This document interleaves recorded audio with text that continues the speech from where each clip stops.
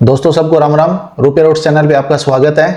तो अभी हमारा म्यूचुअल फंड का जो टॉपिक चल रहा है वो है डेट फंड से रिलेटेड। ठीक है, इससे पहले मैंने डेट फंड के 7 टॉपिक, उसके जो 7 सब पार्ट हैं वो ऑलरेडी मैंने कवर करके उनकी वीडियो यूट्यूब पे अपलोड कर रखी है। ठीक है, इस चैनल पे आप वो वीडियो देख सकते हो। अगर उनमें से किसी भी वीडियो के रिगार्डिंग कोई भी क्वेश्चन है, इस वीडियो के कमेंट सेक्शन के अंदर भी वो चीजें डाल सकते हो, वहां भी मैं आपको वो चीजें क्लियरिटी कर दूंगा। ठीक है, मतलब वो चीजें आपको डिस्क्राइब कर दूंगा, जो भी आपके डाउट है वहां पे क्लियर हो जाएंगे। तो आज का हमारा जो टॉपिक है वो क्या है? Corporate bond funds. ठीक है, अब ये कॉर्पोरेट बॉन्ड फंड्स क्या होते हैं उसके बारे में आज हम जानते हैं। कहां का इन्वेस्टमेंट करने से कितना कितना रिटर्न हमारे को मिलता है, वो सारी चीजें डिटेल से एग्जाम्पल के साथ में हम आपको बताने वाले हैं। चलो बिना देरी के अभी हम स्टार्ट करते हैं। ठीक है, तो हमारा आज का जो टॉपिक है वो है कॉर्पोरेट बॉन्ड फंड्स। ठीक है, इसके अंदर क्या होता है कि वो प्राइवेट इंस्टीट्यूशंस, ठीक है, या वो कंपनियां जिस टाइप से जो स्टेबल्ड कंपनी है, जैसे रिलायंस हो गया, आईसीआईसीआई बैंक हो गया, या कोई ऐसी अदर कंपनी टीसीआई हो गया, टाटा की कंपनी हो गई, इस टाइप की कोई बढ़िया मतलब एक अच्छी स्टेबल कंपनी, ठीक है, उनको अगर पैसे की रिक्वायरमेंट होती है तो ये वाले जो बॉन्ड है कॉर्पोरेट बॉन्ड फंड्स, ये वाले म्यूचुअल फंड उन कंपनियों के अंदर इन्वेस्टमेंट करते हैं। कैसे करते हैं? वो कंपनियां बॉन्ड इशू करती हैं। ठीक है, और ये म्यूचुअल फंड क्या करते हैं? वो बॉन्ड परचेज करते हैं, उसके बदले में एक अच्छा रिटर्न भी वो कॉर्पोरेट बॉन्ड्स मतलब कॉर्पोरेट कंपनियां हमें देती हैं एज ए म्यूचुअल फंड के थ्रू, क्योंकि हम तो म्यूचुअल फंड के थ्रू वहां पे इन्वेस्टमेंट कर रहे हैं, हमारा इन्वेस्टमेंट म्यूचुअल फंड में है। लेकिन ये जो कॉर्पोरेट बॉन्ड म्यूचुअल फंड होते हैं ये इन्वेस्टमेंट करते हैं उन कंपनियों के अंदर। ठीक है, फिक्स्ड रिटर्न मतलब जैसे गवर्नमेंट सिक्योरिटीज होते हैं, जो सरकारी कंपनियां होती हैं, अगर आपको कोई ऐसा डेट फंड चाहिए, आप सरकारी कंपनी से बेटर रिटर्न वाला और मिनिमम रिस्क वाला, अगर कोई ऐसा आप म्यूचुअल फंड में इन्वेस्टमेंट करना चाहते हो तो आप कॉर्पोरेट बॉन्ड फंड्स के अंदर जा सकते हो, क्योंकि यहां पे इन कंपनियों का जो क्रेडिट रेटिंग है, मतलब इनका जो सिविल है वो AA+ मतलब AA+ है। ठीक है, तो ये बहुत ही भरोसेमंद कंपनियां होती हैं। ये आपका पैसा लेंगे तो यहां डिफॉल्ट होने के चांसेस भी लगभग एकदम मिनिमम होते हैं। ठीक है, लगभग ना के बराबर होते हैं। तो यहां पे कॉर्पोरेट बॉन्ड म्यूचुअल फंड के थ्रू आप उन कंपनियों में इन्वेस्टमेंट करके एक अच्छा रिटर्न कमा सकते हो। ठीक है, इसमें इन्वेस्टमेंट कहां होता है मैंने आपको बता दिया। आपका जो टोटल अमाउंट है, जो 80% पैसा इन कंपनियों के अंदर, कौन सी कंपनी?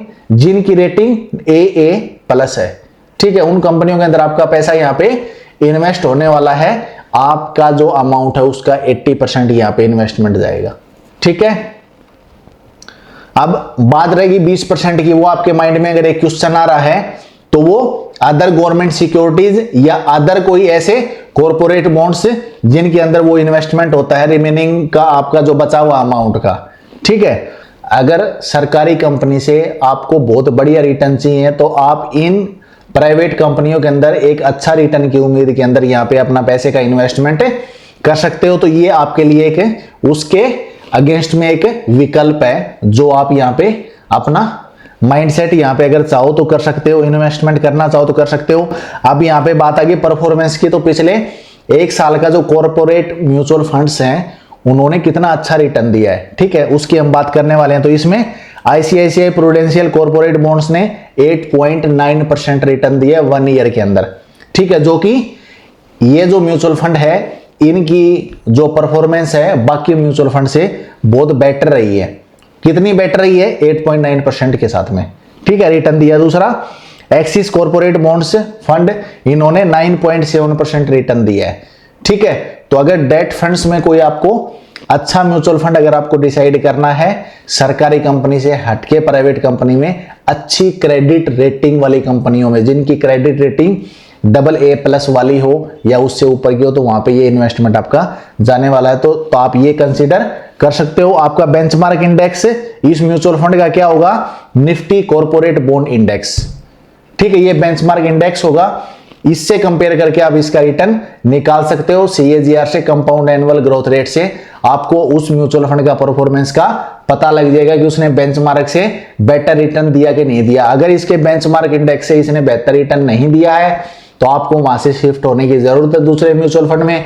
अगर अच्छा रिटर्न दे रहा है या उससे मिलता जुलता रिटर्न दे रहा है तो आप उसके साथ में चल सकते हो, लेकिन ये आपकी अपनी खुद की रिसर्च होगी। मैं सिर्फ आपको एक एजुकेशन के पर्पज से, नॉलेज के पर्पज से आपको चीजें बता रहा हूं, ठीक है।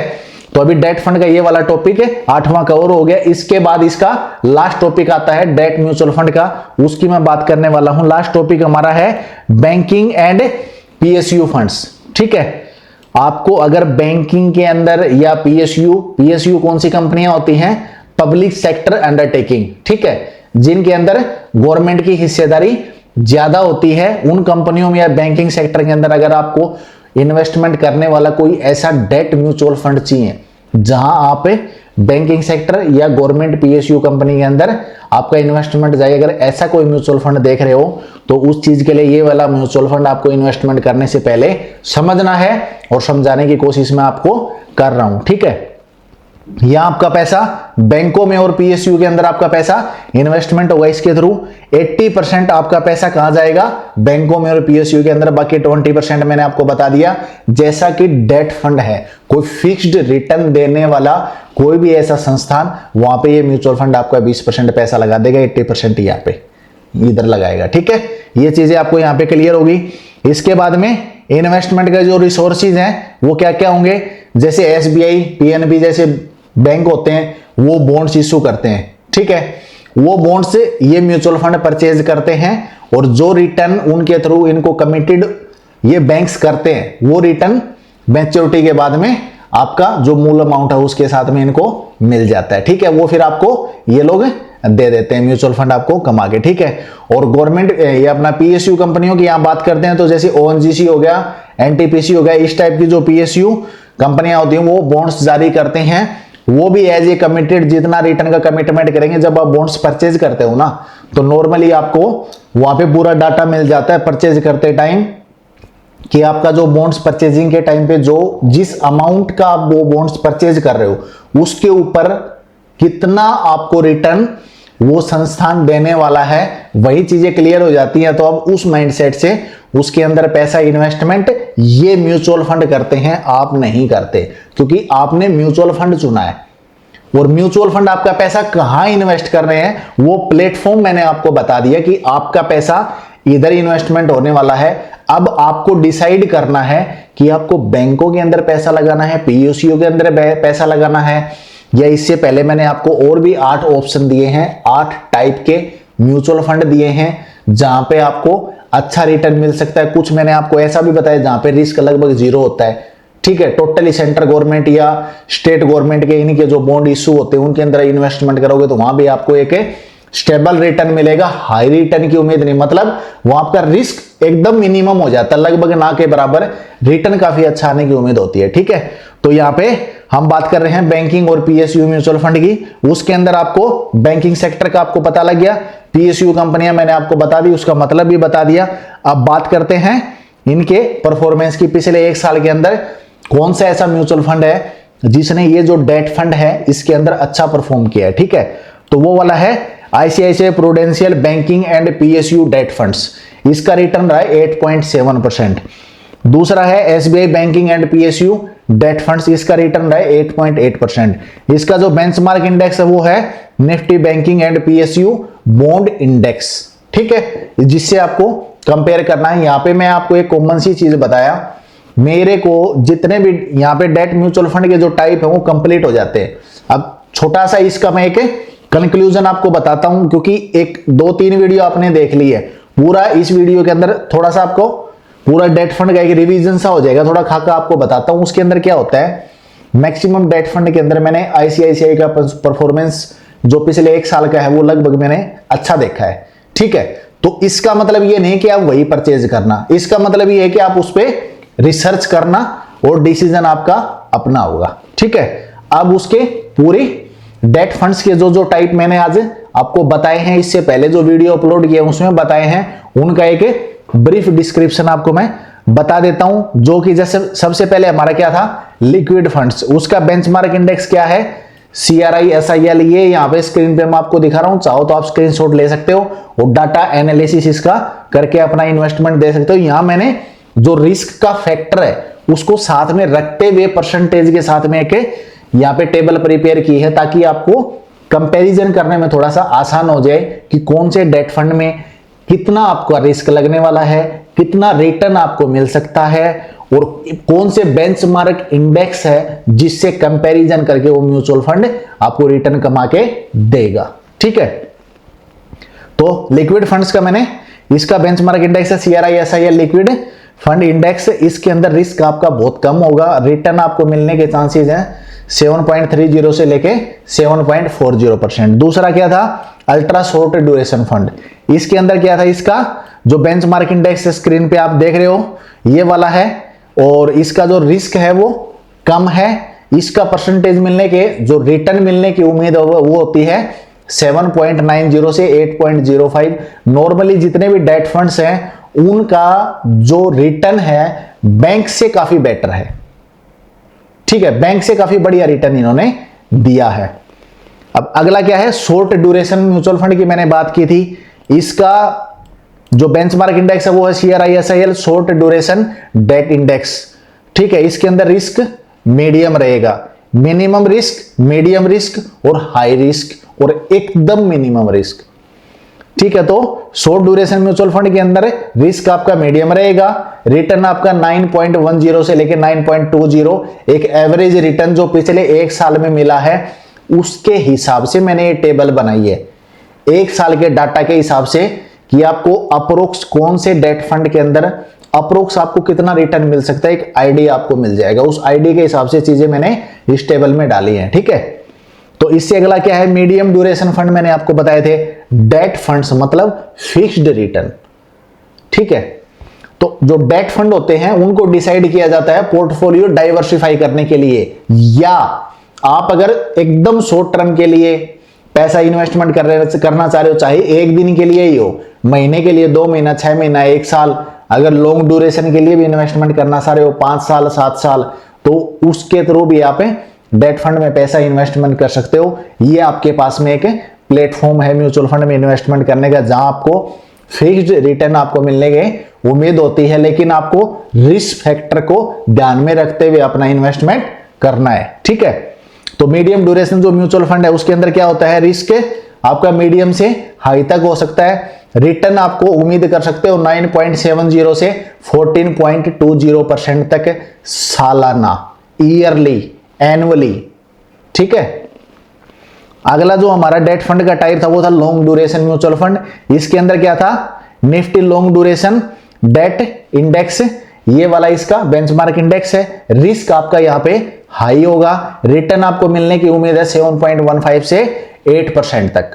ठीक है, और अगला क्या है, गिल्ट फंड, जिसकी मैंने बात की थी। इसका जो बेंचमार्क इंडेक्स है वो CRISIL गिल्ट इंडेक्स। इसके अंदर आपका जो रिस्क होगा, जोखिम ज्यादा, क्रेडिट जोखिम 0। ठीक है, जैसा कि आपको पता है, क्योंकि यहां पे रिस्क आपका, यहाँ के जो गिल्ट फंड है, गिल्ट फंड के अंदर आपका जो इन्वेस्टमेंट है, जैसा कि पहले वीडियो में मैंने वो चीज डिटेल से बताई थी। अगर आपको इसको डिटेल से जानना है तो यहां बताऊंगा तो ये और लेंथी हो जाएगा, तो इससे पहले वाली वीडियो उसका थंबनेल में भी मैंने लिखा हुआ है, तो वहां पे क्लिक करके आप वो वीडियो देख सकते हो, आपको समझ में आ जाएगा। इसमें आपको रिटर्न मिलने की उम्मीद है 8.60 से लेके 8.85% तक। ठीक है, उसके बाद वाला म्यूचुअल फंड था क्रेडिट रिस्क फंड। इसका जो बेंचमार्क इंडेक्स है वो CRISIL credit risk date funds. इसके अंदर रिस्क आपका एकदम ज्यादा रहेगा, रिटर्न आपको उतना ही ज्यादा मिलने के चांसेस हैं 21.90% से लेके 23.25% तक, मतलब रिटर्न की उम्मीद यहां पे काफी ज्यादा है, रिस्क भी ज्यादा है इसके साथ में, ये चीज भी माइंड में रखना है। अगला कॉर्पोरेट बॉन्ड, जो मैंने बताया आपको बड़ी बड़ी कंपनियों में लगता है पैसा, यहां पे आपका रिस्क मीडियम रहेगा, रिटर्न भी आपका 8.9 से लेकर 9.70% तक रहेगा, जो कि एक बैंकिंग से हिसाब से या सेविंग या करंट अकाउंट के हिसाब से आपका रिटर्न अच्छा है, वो उनके कंपैरिजन में यहाँ पे रिटर्न बढ़िया मिल रहा है। अगला है बैंकिंग और PSU फंड, जो कि इसी वीडियो में मैंने टॉपिक कवर किया है। इसके अंदर जो इसका बेंचमार्क इंडेक्स है, निफ्टी बैंकिंग या PSU बॉन्ड इंडेक्स हो गया, इसके अंदर आपका रिस्क मिनिमम है, रिटर्न आपका 8.70 से लेके 8.80 है। तो ये डेट फंड के जितने भी टाइप थे, जितने भी सब टाइप थे, वो टॉपिक मैंने 9 के 9 कवर कर दिए हैं। लास्ट में मैंने डिस्क्राइब कर दिया, एक ही वीडियो के अंदर ब्रीफ में डिटेल से जानना है तो सबकी जो भी 3 वीडियो बनी है इनके अंदर आप ये चीजें डिटेल से समझ सकते हो। नॉर्मली ऑन एन एवरेज इसमें 7 से लेके 9% तक आपको रिटर्न मिल रहा है। छोड़ के जो क्रेडिट रिस्क फंड है इनके अंदर ये होता है कि जिनकी क्रेडिट रेटिंग ज्यादा खराब होती है ना, उन कंपनियों के अंदर ये म्यूचुअल फंड इन्वेस्टमेंट करते हैं, या डिफॉल्ट होने के चांसेस काफी ज्यादा होते हैं, तो रिटर्न मिलने के चांसेस भी उतने ही ज्यादा होते हैं। ठीक है, तो ये जो म्यूचुअल फंड है नॉर्मली जो रिटर्न मैंने आपको बताया इतना मिलने के चांसेस हैं, ये रिटर्न इस हिसाब से लिया गया है जिन कंपनियों ने बेस्ट परफॉर्म किया है। अब जिन कंपनियों का परफॉर्मेंस, जिन कंपनी मतलब जिन म्यूचुअल फंड का परफॉर्मेंस काफी ज्यादा खराब रहा है वो मैंने यहां पे नहीं लिया। जिनका रिटर्न बहुत अच्छा रहा है उनका बाय नेम मैंने इसमें डाल के आपको बताया भी है डाटा, और इसके अंदर मैंने उसका रिटर्न के हिसाब से लास्ट में टेबल भी बना दी है। ठीक है, तो रिसर्च आपकी अपनी होगी, सिखाना समझाना और उस चीज को डिटेल में बताने की मैंने कोशिश की है। अगर इस डेट म्यूचुअल फंड के जो टॉपिक है इसके जो भी सब पार्ट है उसके रिगार्डिंग कोई भी सिंगल क्वेश्चन है तो आप कमेंट सेक्शन के अंदर किसी भी वीडियो के अंदर, ठीक है, उसका डिटेल डाल के उसका नाम लिख के आप वो चीजें वहां पे नीचे अपना जो भी क्वेश्चन है वो लिख सकते हो। मैं कोशिश करूंगा कि आपको वो चीज डिटेल से बता के आपका जो भी क्वेश्चन आपके माइंड में चल रहा है वो चीज क्लियरिटी आपको मिल जाए उसके बारे में। ठीक है, तो अगर आपको ये वीडियो अच्छी लगी हो, ये टॉपिक अच्छा लगा हो, या म्यूचुअल फंड की जो सीरीज चल रही है इसके रिगार्डिंग अगर आपको बहुत बढ़िया, अगर मैं आपको सिखा पा रहा हूं, आपको अगर बहुत अच्छा लगा हो तो आप वीडियो को, चैनल को लाइक करो, शेयर करो, सब्सक्राइब करो।